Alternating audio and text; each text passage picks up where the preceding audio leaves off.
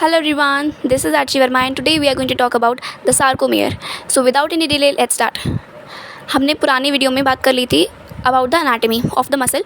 जब हम मसल का क्रॉस सेक्शन कट करते हैं तो हमें मसल बंडल्स देखने को मिलते हैं। मसल बंडल्स के अंदर मसल फाइबर्स होती है, मसल फाइबर्स की फर्दर अंदर मसल फाइब्रल्स होती हैं जिनको हम मायोफिलामेंट या फिर मायोफाइब्रल्स बोलते हैं। और ये मायोफाइब्रल्स जो होती हैं वो दो तरीके की होती हैं, या तो एक्टिन या फिर मायोसिन। एक्टिन वाली कंपैरेटिवली पतली होती है एज़ कम्पेयर टू मायोसिन।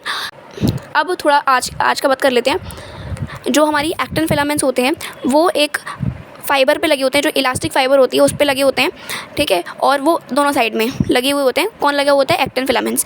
यानी कि एक्टिन फिलामेंट्स उसकी जो पूरा वो किस तरीके से बनते हैं, उसके अंदर क्या क्या होता है वो बाद में देखेंगे। तो यानी कि जो मसल फाइबर होती है उसके अंदर जो ये मायोफाइब्रल्स का जो अरेंजमेंट है वो किस तरीके का है वो दिख रहे हैं पहले, क्योंकि उसी अरेंजमेंट के थ्रू हम सार्कोमेर के बारे में स्टडी कर पाएंगे, राइट। तो यही जो हमारी पूरी इलास्टिक फाइबर होती है ये लगी होती है गैप्स पे बीच बीच में, और इस इलास्टिक फाइबर पे दोनों साइड जो है हमारे एक्टिन फिलामेंट्स लगे हुए होते हैं। जैसे ही इलास्टिक फाइबर लगी होती है वैसे ही थोड़ी दूरी पर उसके पास में ही फाइब्रस मेम्ब्रेन लगी होती है, और इस फाइब्रस मेम्ब्रेन के से क्रॉस करता हुआ हमारा एक जो मायोसिन फिलामेंट है वो लगा होता है। यानी कि जैसे एग्जांपल बोलूँ तो मैं ऐसे बोल सकती हूँ, जैसे कि हमने कोई भी पेंसिल ले रखी है, ठीक है, और उस पेंसिल को हमने किसी भी बुक में से एकदम सेंटर से पास कर दिया, ठीक है। तो क्या हो जाएगा कि मतलब बुक के सेंटर से पास कर दिया, यानी कि बुक्स को क्रॉस करते हुए, फिर बोल सकते हैं बुक को छेदते हुए हमने इसको इसे लगा रखा है, ठीक है। तो ये जो पूरा अरेंजमेंट है वो हमें क्या बोल सकते हैं, जो फाइब्रस वाला था, यानी फाइब्रस मेम्ब्रेन के आसपास जो हमने मायोसिन लगाया था वो उस तरीके का अरेंजमेंट होगा। जब हम बात करते हैं इलास्टिक फाइबर के बारे में, यानी कि जब हम बात करते हैं एक्टिन फिलामेंट्स के बारे में, तो एक्टिन फिलामेंट्स का अरेंजमेंट ऐसा होगा जैसे कि हमने बुक को पेंसिल से टेप से चिपका दिया है साइड से। यानी कि जो बुक है पर्टिकुलर उसको हमने उसके जो कॉर्नर्स हैं उनको टेप से लेकर के हमने पेंसिल पर चिपका दिया है। इस तरीके से थोड़ा सा समझ सकते हैं हम किस तरीके से चीज़ें हो सकती हैं, राइट। तो इस तरीके से लगी होती है। अभी जो इलास्टिक फाइबर वाला जो पूरा लाइन है इसको हम जेड लाइन बोलते हैं, और जो ये हमारी जिस पे मायोसिन फिलामेंट्स लगी होती हैं उस लाइन को जो कि फाइब्रस मेम्ब्रेन से मिलकर बनी हुई है उसको हम एम लाइन बोलते हैं, ठीक। और इन सब चीज़ों के बाद में अब हमें इतना समझ में आ गया है कि जो यहाँ पे हमारी जेड लाइन है, यानी कि जो इलास्टिक फाइबर वाली लाइन थी उसके ऊपर हमारे एक्टिन फिलामेंट्स लगे हुए हैं, और ये जो हमारी फाइब्रस मेम्ब्रेन वाली लाइन है यानी कि जो एम लाइन है उसके ऊपर हमारे मायोसिन फिलामेंट्स लगे हैं, राइट।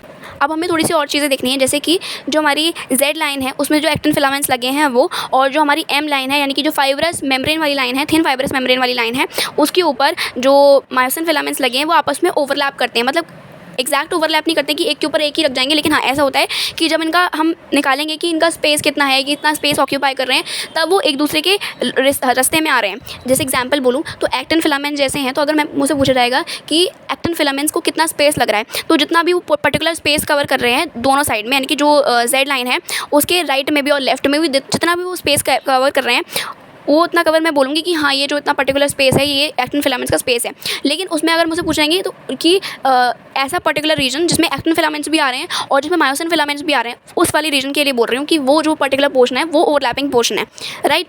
अब बात कर लेते हैं कि जो हमारे एक्टिन फिलामेंट्स हैं उनका जो पर्सनल स्पेस है, यानी कि जिसमें वो ओवरलैपिंग वाला रीजन कंसिडर नहीं किया जाएगा, यानी कि जो जिसमें सिर्फ और सिर्फ जिस रीजन में सिर्फ और सिर्फ एक्टिन फिलामेंट्स प्रेजेंट हैं, ठीक है, उतने पर्टिकुलर पोर्शन को हम आई बैंड बोलते हैं, या बोल सकते हैं आइसोट्रॉपिक बैंड बोलते हैं, राइट। अब अगर हमसे पूछा जाता है सेकंड क्वेश्चन कि ऐसा कौन सा रीजन है या ऐसा कौन सा पोर्शन है जिसके अंदर सिर्फ और सिर्फ मायोसिन फिलामेंट्स मिलेंगे, जैसे हमने बोला था ना कि एक्टिन फिलामेंट्स जहाँ पे सिर्फ और सिर्फ मिल रहे हैं उस वाले पोर्शन को हम आई बैंड बोलेंगे या आइसोट्रॉपिक बैंड बोलेंगे। लेकिन जब हम दूसरा यानी कि जो मायोसिन फिलामेंट्स है उसका जो पर्सनल स्पेस है या फिर पर्सनल पोर्शन है उसके लिए क्या वर्ड यूज़ करेंगे, उसके लिए कौन सा बैंड यूज़, तो उसके लिए जो पर्टिकुलर पोर्शन आता है जिसमें कि हम ओवरलैपिंग वाला रीजन को कंसिडर नहीं करेंगे, यानी कि सिर्फ और सिर्फ जहाँ पर मायोसिन फिलामेंट्स प्रेजेंट होंगे उस वाले पर्टिकुलर पोर्शन को हम एच जोन बोलते हैं। अब बात करते हैं कि अब हमें फ़र्क नहीं पड़ता कि कौन कौन से रीजन में ओवरलैपिंग हो रही है, कौन कौन से रीजन में ओवरलैपिंग नहीं हो रही है, यानी कि अब मुझे बताओ कि कहाँ तक हमारा एम रीजन या फिर बोल सकते हैं मायोसिन फिलामेंट्स लाई कर रहे हैं। तो उस पर्टिकुलर पूरा बैंड जिसमें ओवरलैपिंग हो रही है नहीं हो रही है उसमें कोई से मतलब नहीं है, तो उस पर्टिकुलर पोर्शन को पूरे के पूरे पोर्शन को हम जो है ए बैंड बोलते हैं या फिर एनाइसोट्रॉपिक बैंड बोलते हैं, राइट। जो दो जेड लाइन है यानी कि जहाँ से एक्टिन फिलामेंट्स जुड़ते हैं, जो सबसे ज़्यादा नियर बाई वाली लाइन्स होती हैं, उस के बीच का जो स्पेस होता है या उसके बीच का जो पोर्शन है या फिर जो भी वो दो जेड लाइन के बीच का पार्ट है उसको हम सार्कोमेर बोलते हैं। यही एक सार्कोमेर है जो कि फंक्शनल और स्ट्रक्चरल यूनिट होती है एक मसल की, राइट। एक बार दोबारा कंसाइज कर देते हैं। यानी कि एक जेड लाइन जिसको हम इलास्टिक फाइबर की बनी हुई होती है, जो कि उसके ऊपर दोनों साइड पर लेफ्ट में भी और राइट में भी दोनों तरफ उसके एक्टिन फिलामेंट्स लगे होते हैं। ऐसे ही यहाँ पर एक एम लाइन जो कि फाइबरस मेम्ब्रेन की बनी होती है, थिन फाइबरस मेम्ब्रेन की बनी हुई होती है, और उसके दोनों तरफ हमारे पास मायोसिन फिलामेंट्स लगे हुए होते हैं। अगर बात करते हैं मायोसिन फिलामेंट्स का पर्सनल स्पेस, यानी कि जिसमें ओवरलैपिंग रीजन कंसिडर नहीं करेंगे, वो बात करते हैं, तो वो एच जोन होता है। अगर जो एक्टिन फिलामेंट्स का पर्सनल स्पेस है या पर्सनल रीजन है जिसमें ओवरलैपिंग कंसिडर नहीं होती है, उसको हम आई बैंड या फिर आइसोट्रॉपिक बैंड बोलते हैं। और जहाँ पर पूरा का पूरा जो मायोसिन फिलामेंट है कंसिडर हो रहा है या जिसमें ओवरलैपिंग होना ना होना कोई फ़र्क नहीं पड़ता, उस वाले रीजन को हम ए बैंड बोलते हैं। और जो दो जेड लाइन के बीच का जो स्पेस होता है या जो पूरा पोर्शन है, जो पूरा पार्ट है, जिसमें कि एक्टिन फिलामेंट्स भी आएंगे, जिसमें मायोसिन फिलामेंट्स भी आएगी, उसकी ओवरलैपिंग भी होगी एंड सो ऑन, तो इस वाले पूरे पर्टिकुलर पोर्शन को सार्कोमेयर बोलते हैं। यही एक सार्कोमेयर होता है। अगर सार्कोमेयर के लिए वैसे पूछा जाए तो क्या होता है, सार्कोमेयर के अंदर आधा आइसोट्रॉपिक बैंड आता है, फिर एक पूरा का पूरा ए बैंड आता है, और फिर एक बार और आधा आइसोट्रॉपिक बैंड आता है। आधा आइसोट्रॉपिक बैंड क्यों? बिकॉज आधा एक एक्टिन फिलामेंट्स का जो ओवरलैपिंग वाला पोर्शन होगा तो वो तो हटाना पड़ेगा, इस वजह से तो आधा आइसोट्रॉपिक बैंड होगा वो आएगा, और कंप्लीटली पूरा ए बैंड आएगा जिसमें कि ओवरलैपिंग वाला रीजन कंसिडर करते हैं मायोसिन फिलामेंट्स के स्पेस के लिए, और उसके बाद फिर दोबारा आई बैंड आ जाएगा आधा। ये चीज़ होती है पूरा सार्कोमेयर का पोर्शन, राइट। अब जो सार्कोमेयर का पोर्शन है वो जब कॉन्ट्रैक्शन होता है तब छोटा भी होता है, यानी कि चेंजेस उसके अंदर होना कॉमन है। अब बात करते हैं कि ए बैंड के अंदर कोई चेंजेस हो सकते हैं या नहीं हो सकते। तो ए बैंड के अंदर चेंजेस नहीं होते।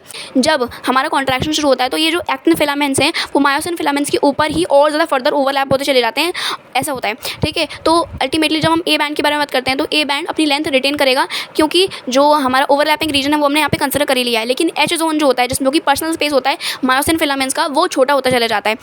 और वहीं उसी जगह जो आइसोट्रॉपिक बैंड होता है वो भी, यानी कि जो पर्सनल स्पेस है एक्टिन फिलामेंट्स का, वो भी थोड़ा छोटा होता चले जाता है, यानी कि सार्कोमेयर की लेंथ छोटी होती चली जाएगी। ए बैंड ही एक लौता ऐसा है जो कि अपनी लेंथ को रिटेन रखेगा। बाकी जो अपने पास एच जोन है वो छोटा होता चला जाएगा। जो अपने पास एक्टिन फिलामेंट्स का पर्सनल स्पेस है, यानी कि जो आई बैंड है, वो भी अपने पास छोटा होता चला जाएगा। सिर्फ ए बैंड ही ऐसा बैंड है जो अपनी लेंथ को रिटेन रखेगा। So this was all about this video. Thank you.